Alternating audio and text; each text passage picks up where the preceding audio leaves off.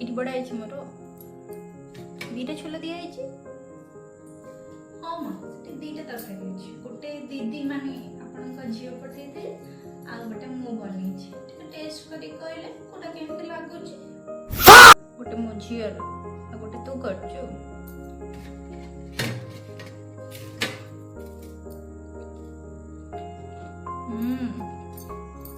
ମୋ ଝିଅ ତ ଭଲ ରୋଷେଇ କରୁଛି, ବଢିଆ ଲାଗୁଛି।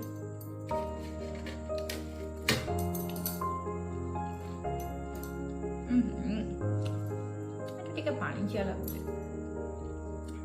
ଆଉ ଟିକେ ମସଲା ବି କଷା ହେଇଥାନ୍ତା। ଭୁଲ ହେଇଗଲା, ସେଟା ଫାଷ୍ଟ ଖାଇଲେନି ଆପଣ ଚାଖିଲେ ଆଉ କହିଲେ ଯୋଉଟା ବଢିଆ ଲାଗୁଛି ସେଟା ମୁଁ ବନେଇଛି, ଆଉ ଯୋଉଟା କହିଲେ ପାଣିଚିଆ ଲାଗୁଛି ସେଟା ଦିଦି ପଟେ ଦେଖୁନାହାନ୍ତି ମୁଁ ଏଠି ରଖିଛି ମ୍ୟାଚ୍ କରୁଛି କଲର।